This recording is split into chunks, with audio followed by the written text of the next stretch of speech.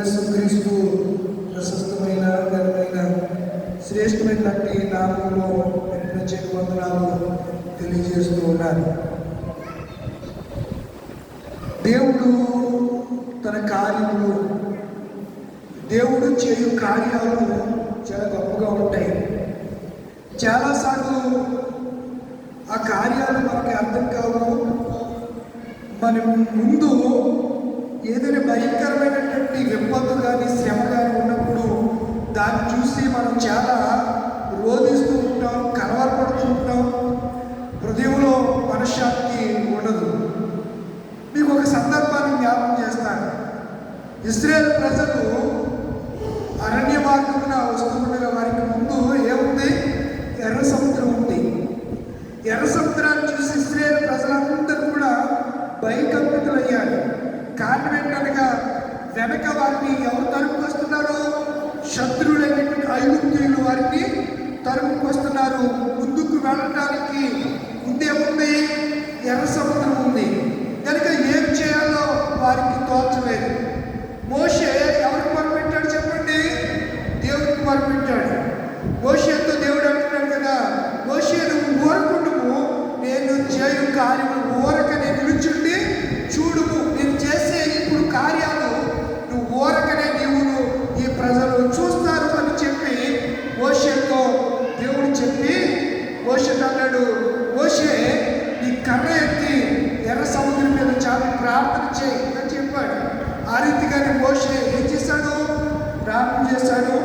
ఎర్ర సముద్రం నిండు పాయలుగా చేర్చబడింది. వారు ఆరిన నేల మీద నడిచారు.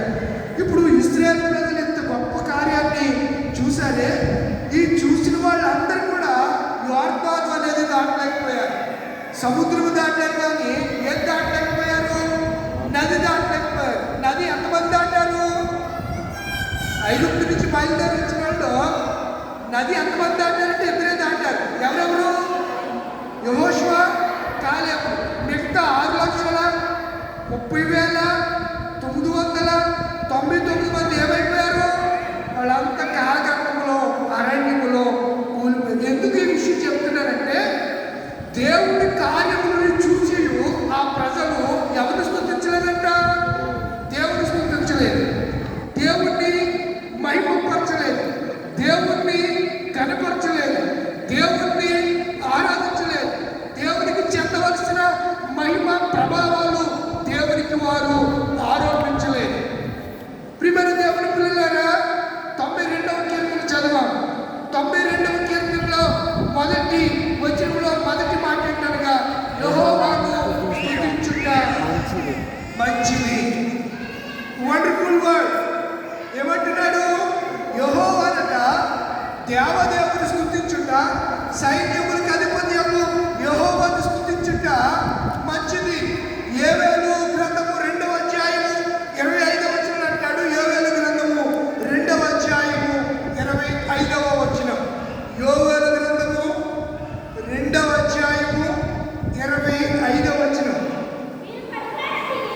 మీరు కడుపారా తిని తృప్తి పొంది మీ కొరకు వింత కార్యములను, గొప్ప కార్యములను, అద్భుత కార్యములను, ఆశ్చర్య కార్యములను జరిగించిన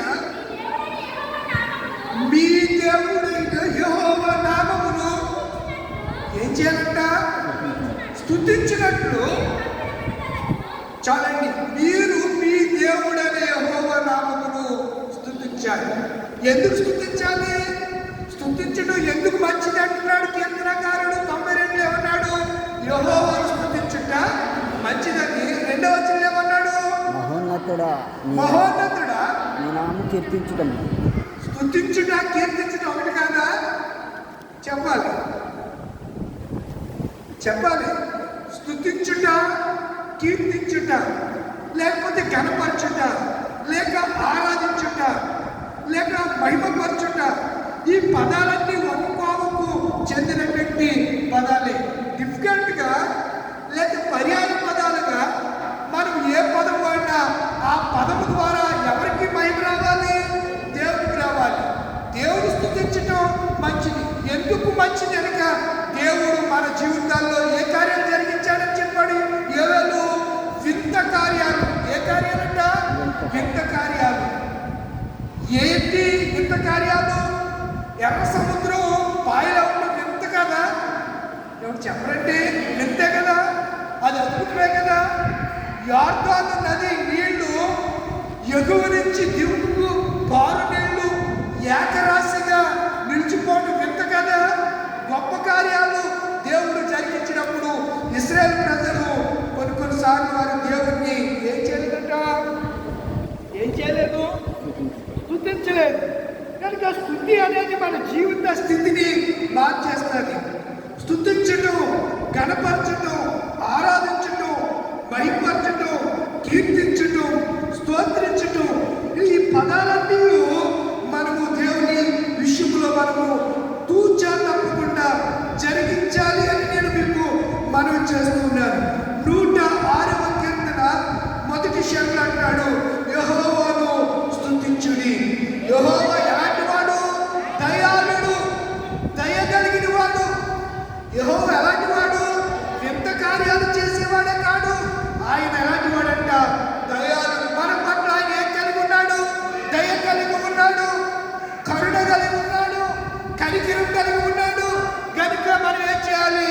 ఆయనకు కృతజ్ఞతాస్తుతులు మీరు గమనించాలి. యెహోవాను స్తుతించాలి, యెహోవాకు కృతజ్ఞతాస్తుతులు చెల్లించాలి. మరి ఆ కిందకు వస్తే ఆయన కృప నిరంతరము ఉండును అని చెప్తూ చూడండి, యెహోవా పరాక్రమ కార్యములను ఎవడు వర్ణింపగలడు? ఆయన కీర్తి అంతటిని ఎవడు ఏం మాట్లాడుతున్నాడండి? యెహోవా పరాక్రమ కార్యములు, యెహోవా గొప్ప కార్యములు వివరించటం మన ధర్మ.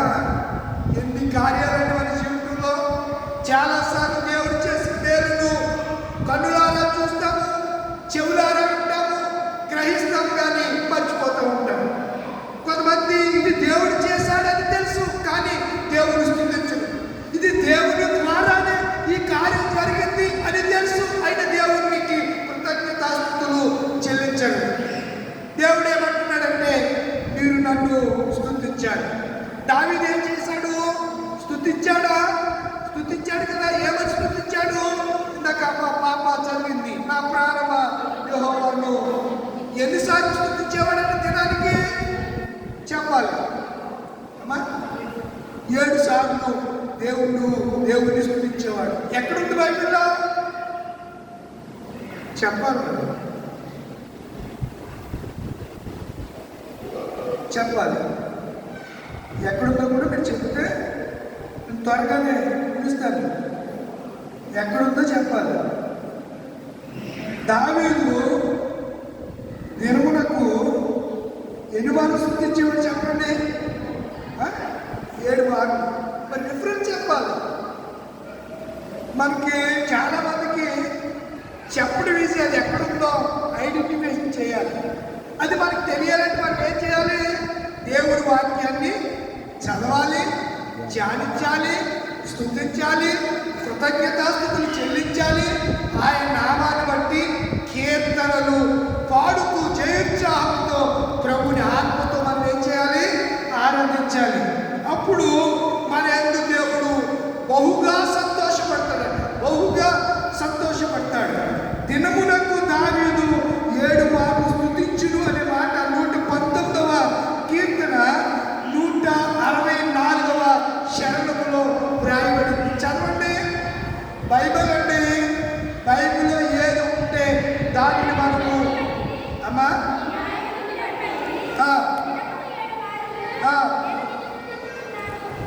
స్తుతించానన్నాడా, స్తుతించుచున్నానన్నాడా అంటే ఎన్ని మార్లంట? ఎన్ని రోజులకి? మనం 6 రోజుల తర్వాత 7 రోజులు దేవుడి మందిరానికి రావడమే మనకి బతుకు. 9:30 అంటే 9ంటికంటే 9:30కి వస్తాం. కొంతమంది పంపుదేవ అన్నప్పుడు వచ్చేవాళ్ళు కూడా కొన్ని సంఘాల్లో ఉంటారు. మీరు అలాంటి వాళ్ళు కాదురమ్మా, మీరు చాలా మంచోళ్ళు. టయానికి వస్తారు, టయాన్ని పాటిస్తారు. 10 నిమిషాలు ప్రసంగం ఎక్కువైనా చాలా ఇబ్బంది మీకు. దేవుడు ఆత్మకార్యాలు జరిగిస్తున్నప్పుడు ఆత్మలు ఆనందించలేనటువంటి జనాల్లో సంఘాలు చాలా సంఘాలు మనకి ఉన్నాయి. ఇలా ఆత్మలో దేవుడి ఆరాధించలేని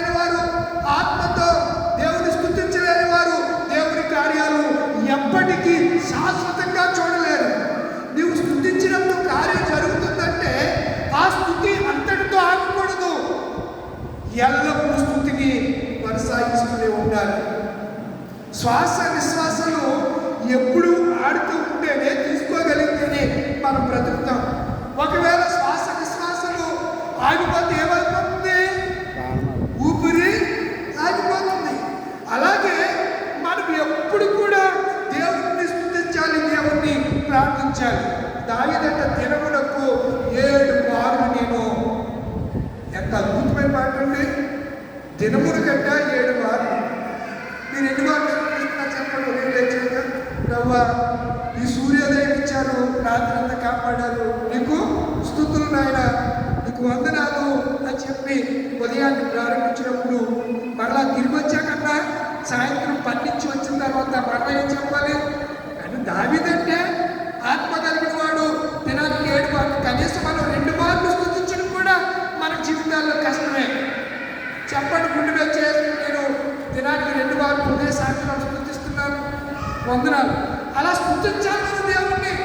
హృదయ సాయంత్రాలు స్తుతించి పాడెదను, స్తుతుల స్తోత్రారుడా, ఉచ్చాయించి పాడెదను ఉదయ సాయంత్రము, స్తుతుల సింహాసనము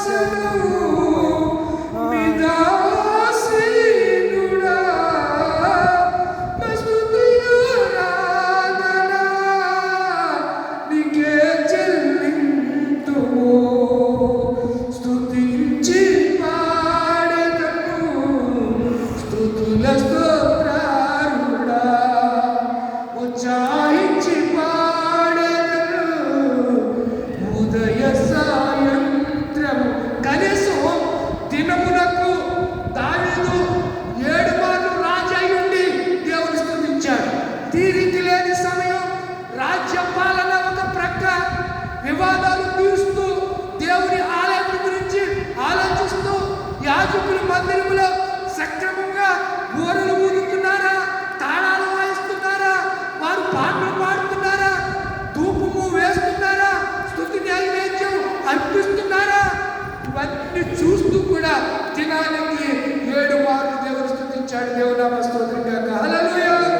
మనము దినానికి కనీసం మ్యాక్సిమం 2 మార్లైనా 7 మార్లు స్తుతించాలి. దావీదు కన్నా మరి మేము విజయం కాదు కదా, దావీదు కన్నా మరి మేము గొప్పవారు మేము కాదు కదా.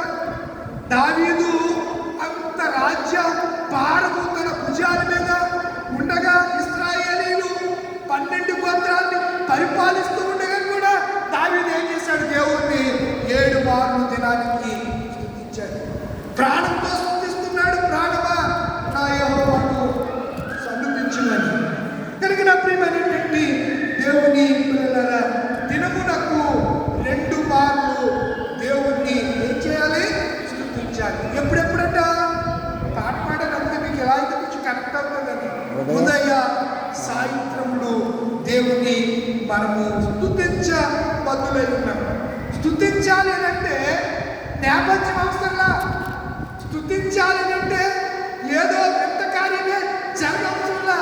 దేవునికి దేవా, ఈ రోజు నేను ఈ శరీరంలో నేను, నా బిడ్డలు, నా భర్త, నా కుటుంబము క్షేమంగా ఉన్నావంటే ఇది నీ కృపేనా అనుకున్నప్పుడు నువ్వు స్తుతించకుండా ఉండలేవు. ఉండగలమా చెప్పండి?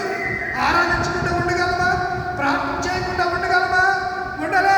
ప్రియమైన దేవుని పిల్లలారా, దైవజనంగా ఆలోచించాడు. ఆయన ఊహించలేని మేలులు చేస్తాడు. ఎక్కడ చెప్పాడు? ఊహించలేని మేలులతో నింపిన నా యేసయ్యా, నీకు నా వందనం. ఊహించలేని మేలులతో నింపిన నా యేసయ్యా, నీకు నా వందనం.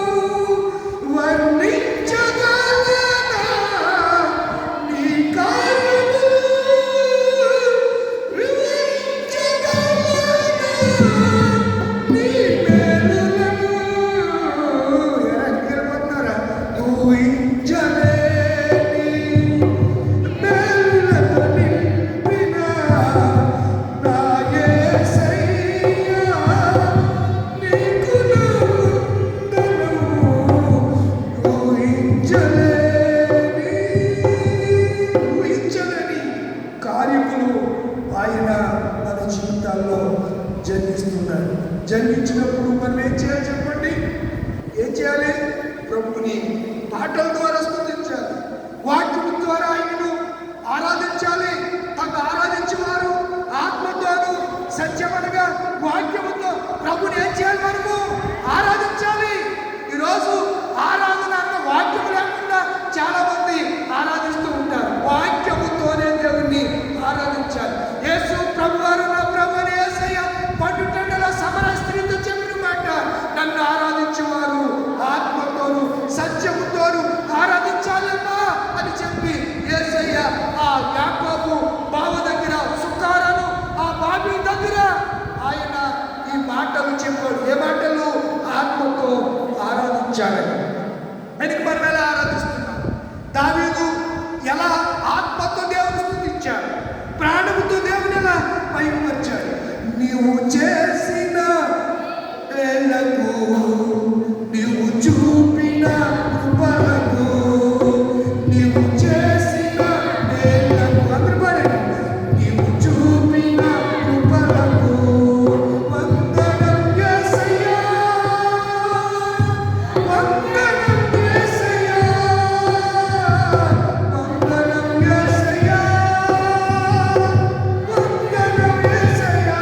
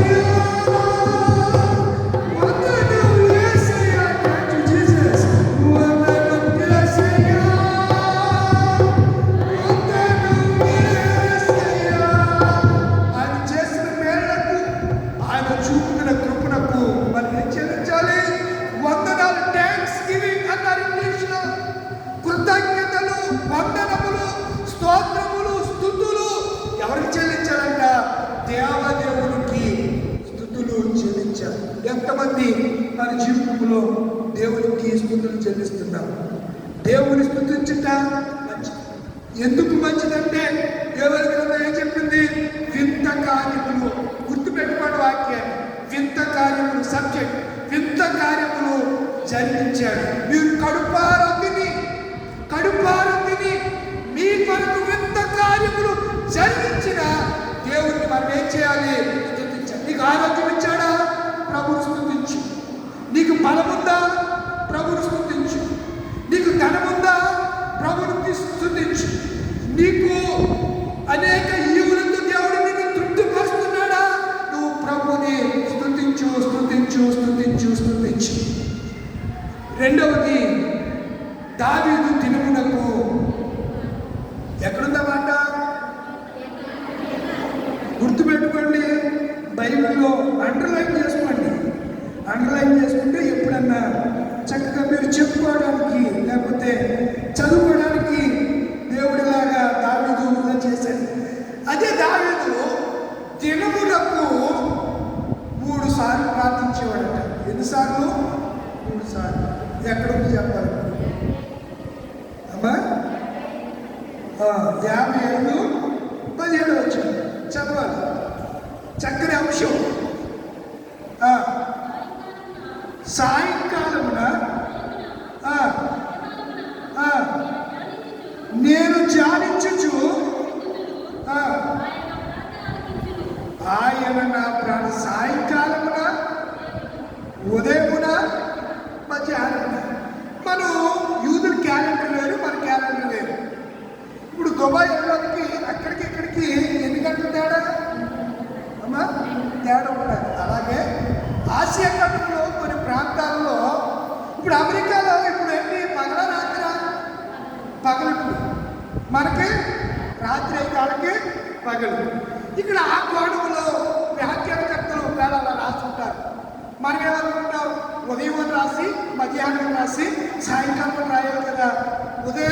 సాయంకాలం మధ్యాహ్నం రాయాలి. ఎవరు రాశారు? సాయంకాలమున ఉదయమున అంటే ఎన్ని పూటలు అయ్యాయి? ఒక జాబుకి ఎన్ని గంటలు చెప్పాలి మీరు? జాబుకి ఎన్ని గంటలు? మొదటి జాబు, రెండవ జాబు, మూడవ జాబు, నాలుగో జాబు వస్తే తెల్లారిపోతుంది. అర్థమవుతుందా? ఇప్పుడు మొదటి జాబు టైమింగ్స్ ఎప్పటి నుంచి ఎక్కడికి, రెండవ జాబు టైమింగ్స్, ప్రతిదానికి సగం ఉంటుంది కదా. మనకి లంచ్ ఎప్పుడు? లంచ్ డిన్నర్ కాదు, లంచ్ 12. డిన్నర్ ఎన్నింటికి చేస్తాం? డిన్నర్ సాయంత్రం. డిన్నర్ ఎన్నింటికి చేస్తాం? మేము మా ఇంటి దగ్గర మా ఊర్లో అయితే 6కి భోజనం అయిపోతుంది. 6 o'clockకి ఎట్టి పరిస్థితుల్లో అది తినకుండా ఉన్నాం.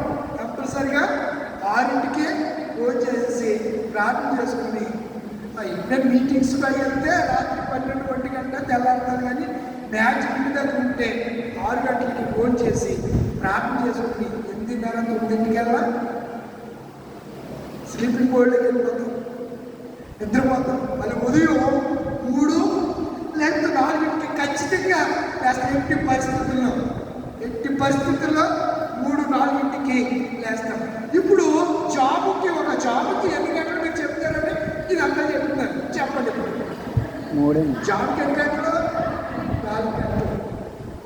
జాబ్కి 4 గంటలు. ఇప్పుడు ఇక్కడ ఏమంటున్నాడు?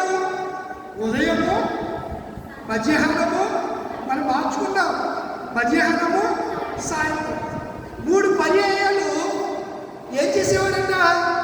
ప్రార్థన చేసేవాడు. అసలు ఆదివారం ముందుకు వచ్చి ప్రార్థన చేయడమే మనకి చాలా గగనమైపోతున్నా రోజులు ఇవి.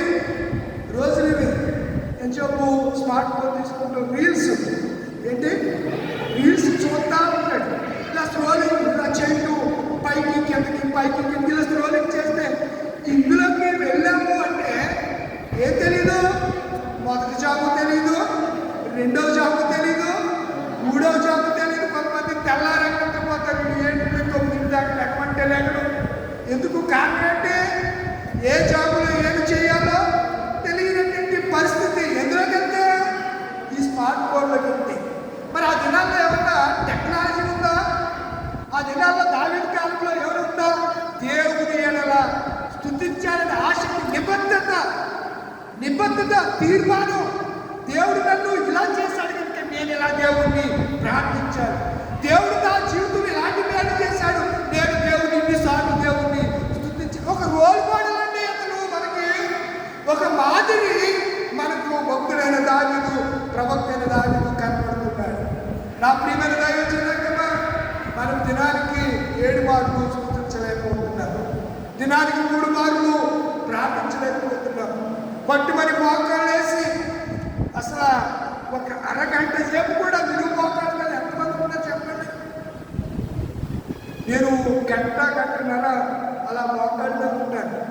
ఈ మధ్యలో అరగంట తగ్గించాను. నా కాలు ఎన్ని ముక్కలైతే తెలిసే కాలు దాన్ని వాళ్ళంటే తగ్గింటారు. నాదైతే మొత్తం లెఫ్ట్ హ్యాండ్ ఇక్కడ ఒకటి, ఇక్కడ 3 ముక్కలు అయింది నా కాలు యాక్సిడెంట్లో. నేను యాక్సిడెంట్లో ముక్కలైనప్పుడు నెల రోజులు బెడ్ మీద ఉన్నాను.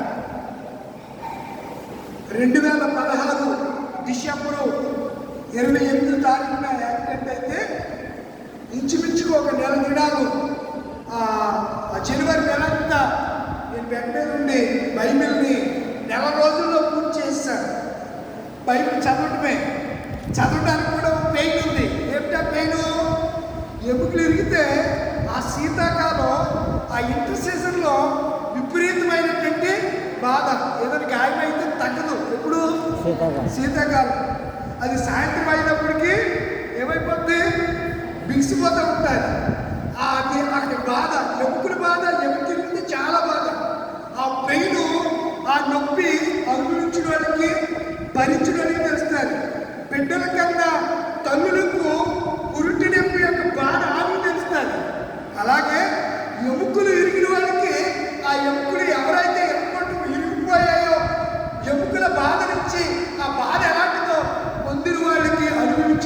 మాత్రమే ఆ పెయిన్ అనేది, ఆ నొప్పి అనేది తెలుస్తూ ఉంటారు.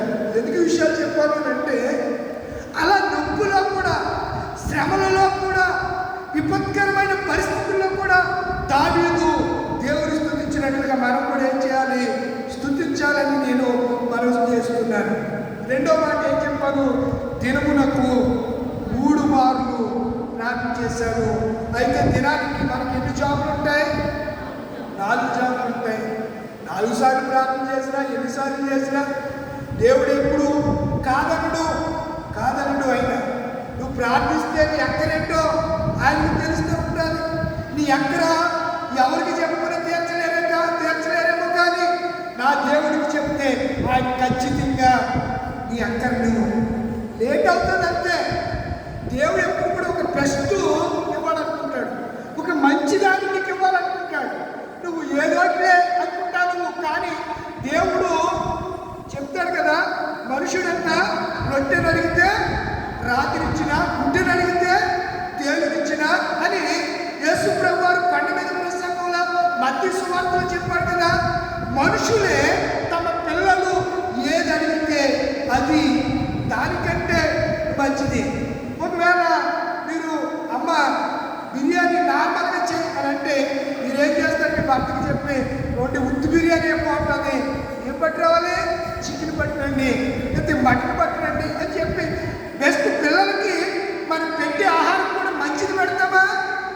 బెస్ట్ ఫుడ్లో కూడా మంచి ఫుడ్ మన పిల్లలకి ఇస్తాం. మరి మన దేవుడు మహాకాశాలు సృష్టించిన దేవుడు, ఇశ్రాయేలు ప్రజల్ని 40 సంవత్సరాలు పరలోక మన్నాతో పోషించిన దేవుడు, త్రాగటానికి బండల నుంచి నీరిచ్చినటువంటి దేవుడు, ప్రియులారా వారి మధ్యకు తెగుళ్ళు వస్తే తెగుళ్ళ నుంచి స్వస్థతనిచ్చిన దేవుడు నీకు ఇంకెన్ని మంచి కార్యాలు చేస్తాడు. ఎప్పుడైనా ఆలోచించారా? ఆలోచిస్తేనే అద్భుతంగా ఉంటాయి.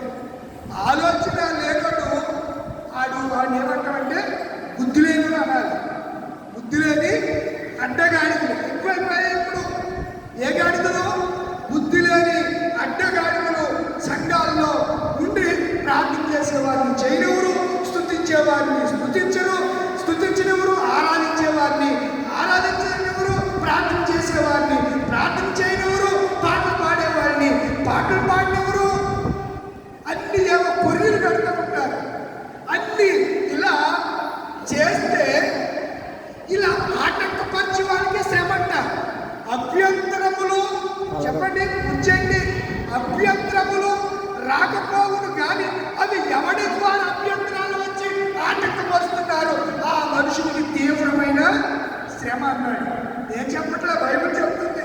కనుక మనం ఎవరిని కూడా ప్రభు విషయంలో మనం ఎవరిని కూడా ఏం చేయకూడదు? ఆటంకపరచకూడదు. ఆత్మానుసారుణ్ణి మనము అడ్డుకోకూడదు. శరీరానుసారులకి ఏ ఇబ్బంది ఉండదు. శరీరానుసారులకి ఏ ఇబ్బంది ఉండదు. ఎందుకంటే శరీరానుసారులు పొగడ్తలుంటాయి, సర్ప్రైజ్ ఉంటుంది, పొగడ్తలుంటాయి, మెప్పు ఉంటుంది. అసలే ఆమెలాగా ఆయనలాగా అని చెప్పి మాట్లాడుతూ ఉంటాడు. ఈ పదాలన్నీ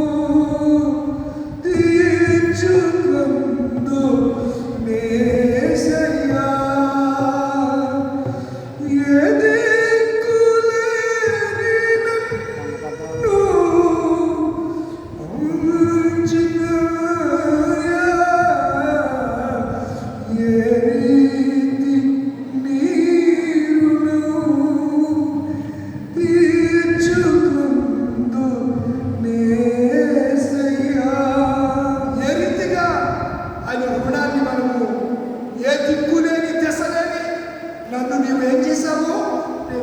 ఎందుకంటే నీకేం కావాలని మనల్ని ఎవరు ప్రేమించలేనప్పుడు యేసు అంటున్నాడు, మై లవ్ మీ డాక్టర్. అంటే నా కుమార్తె, డాక్టర్ అంటే ఏంటంటే కుమార్తె. మై లవ్ మై సన్, నా కుమారుడు, నేను నిన్ను ప్రేమిస్తున్నాను. ఎవరు నిన్ను ప్రేమించట్లేదా? ఎవరు నిన్ను ఆదరించట్లేదా? అందరూ నిన్ను బాధిస్తున్నారా? కానీ నేనేం చేస్తాను? నిన్ను నేను ప్రేమిస్తున్నాను. దేవుడు ఎంత ప్రేమ కలిగినవాడండి. అందుకనే దావీదు దేవుడి ప్రేమ కలిగినవాడిని, నా ప్రాణమా. ఏం చేశాడో 2-3 మాటలు చెప్పి ముగిస్తాను. దావీదుకి దేవుడు ఏం చేశాడు? ఇప్పుడు 103వ సంకీర్తనలో రండి. చాలా విషయాలు ఉంటాయి, అన్ని విషయాలు చెప్పుకోవడానికి మనకి సమయం లేదు, సమయం కాదు. 2వ వచనం నా ప్రాణమా. ఇందాక నేను వచ్చేటప్పటికి పాడుతున్నారు, నీవు చేసిన ఉపకారములకు నేనేమి చెల్లింతును. ఏంటంట ఆయన చేసిన ఉపకారాలంట ఇక్కడ అంటున్నాడు.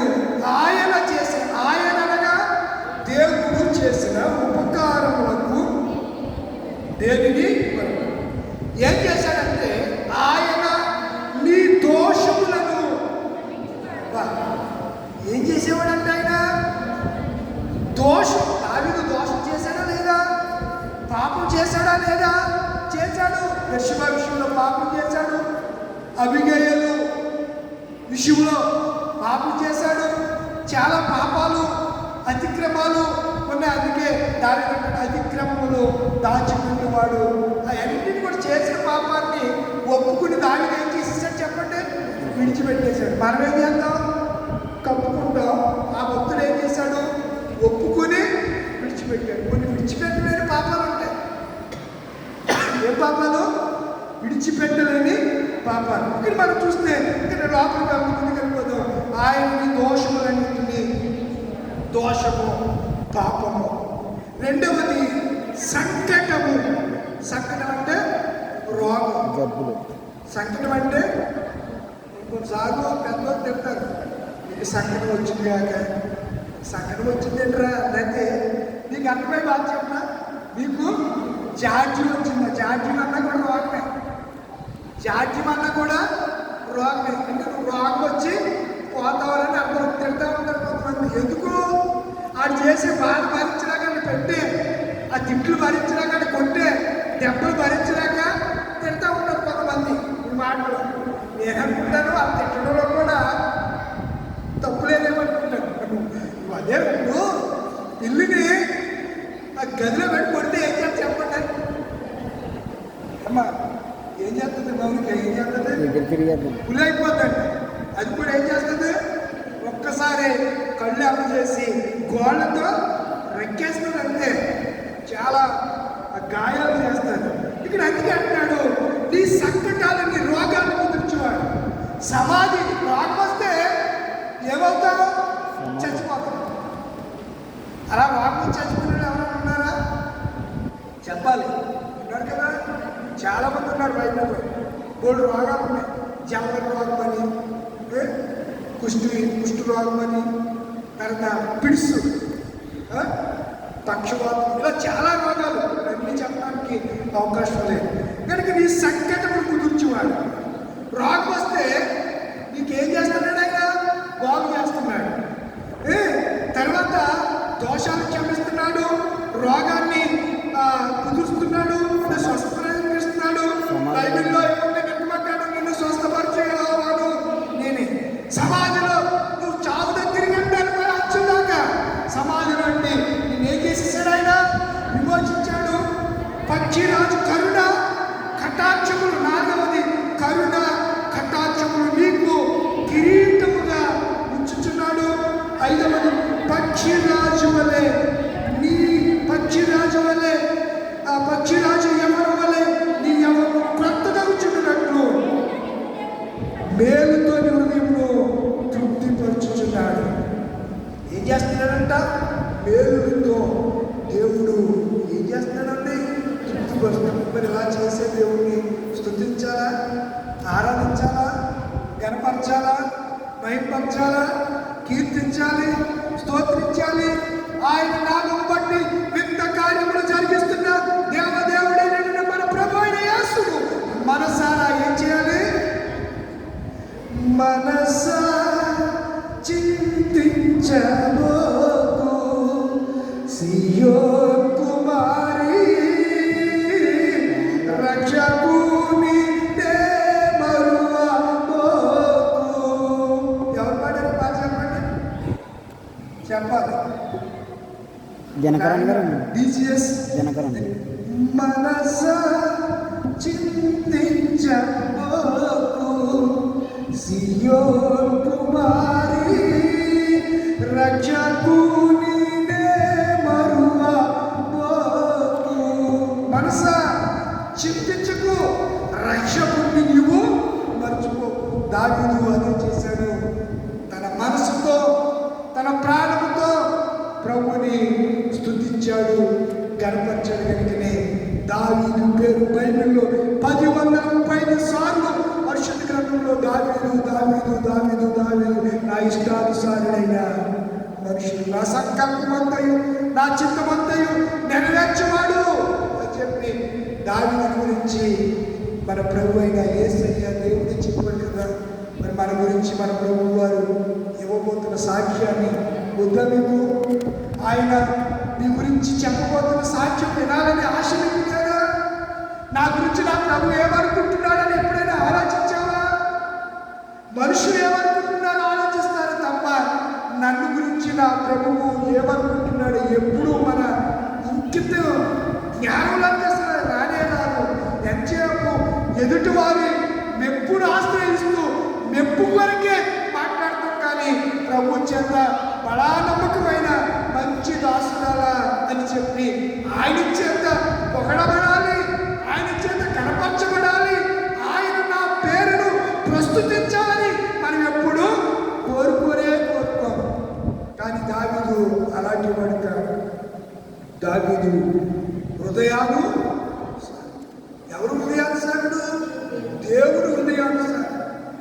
నా హృదయానుసారుడని దావీదు అంటాడు. మీరు ఎవరు హృదయానుసారంగా మీరు దేవుణ్ణి స్తుతిస్తున్నారు, ఆరాధిస్తున్నారు? మీకు మీరు ప్రశ్న వేసుకోండి.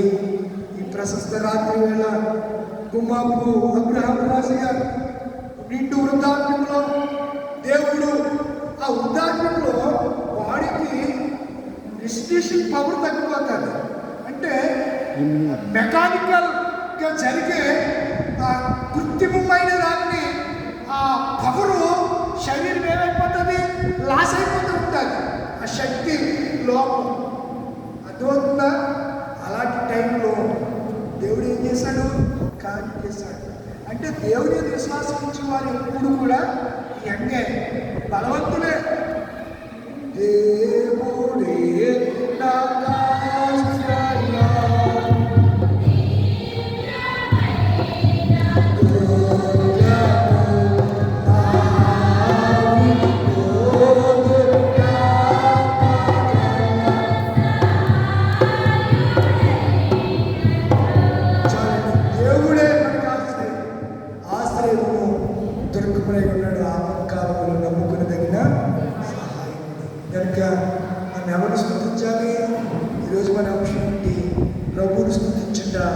మంచిది.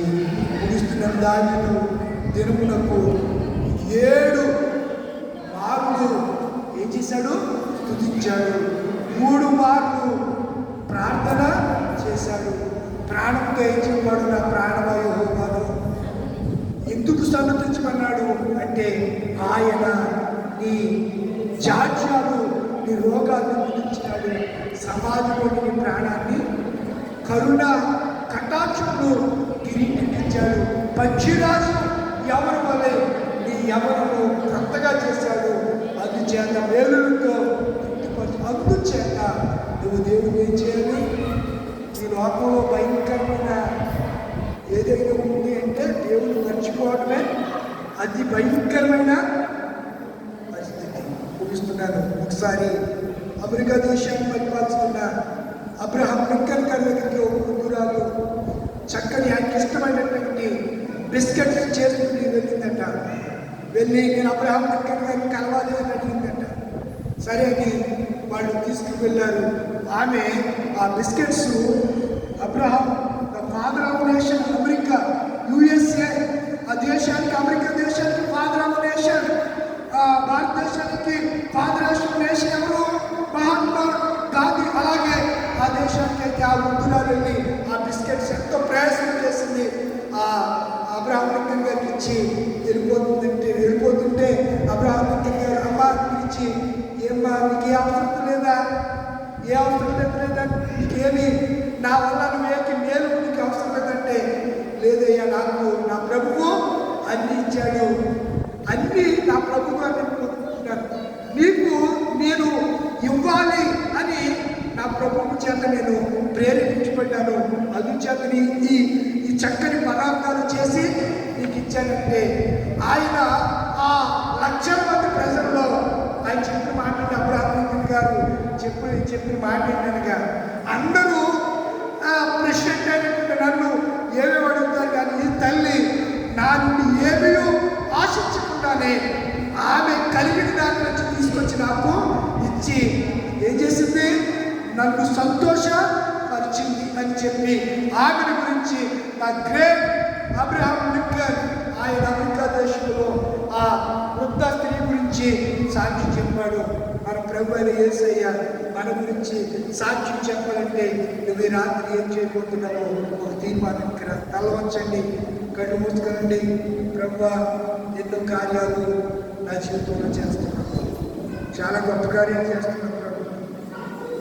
నేను అనేక మార్లు ఆపద వచ్చినప్పుడు ప్రార్థన చేస్తున్నాను, ఆపదలను సహాయం చేస్తున్నావు, మేలు కలిగిన కార్యాలు గొప్ప కార్యాలు చేస్తున్నావు.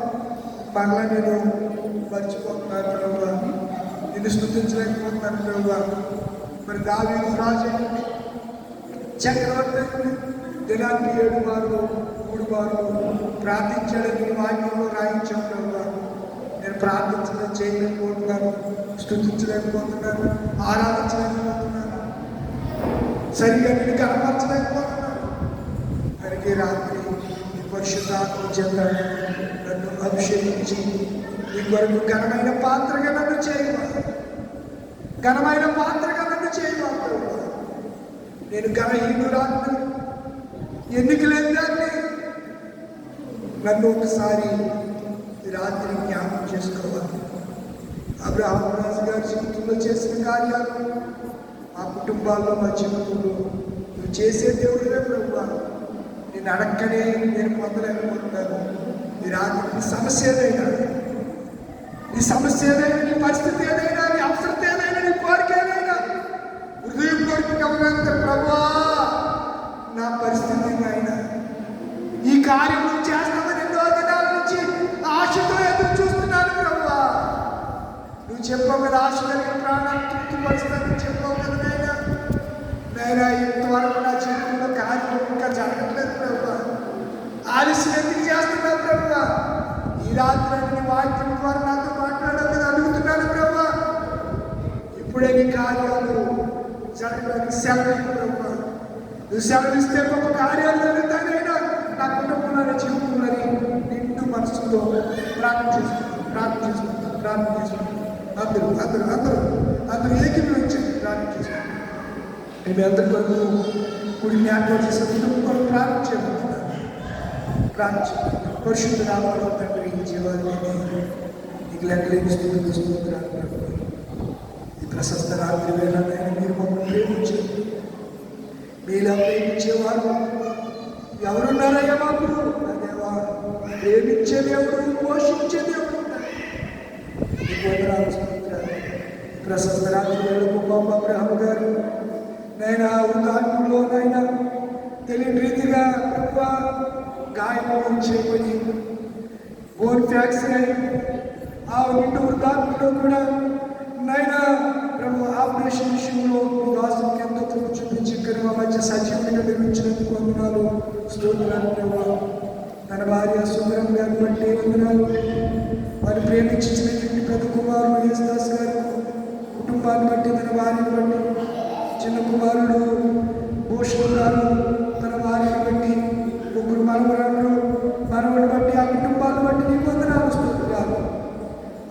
గారి జీవితంలో చేసిన కార్యాలు బట్టి నైనా ఆ కుటుంబాల్లో మారు మనసు పరిపూర్ణమైన మారు మనసు విశ్వాసం దాల్చేయండి.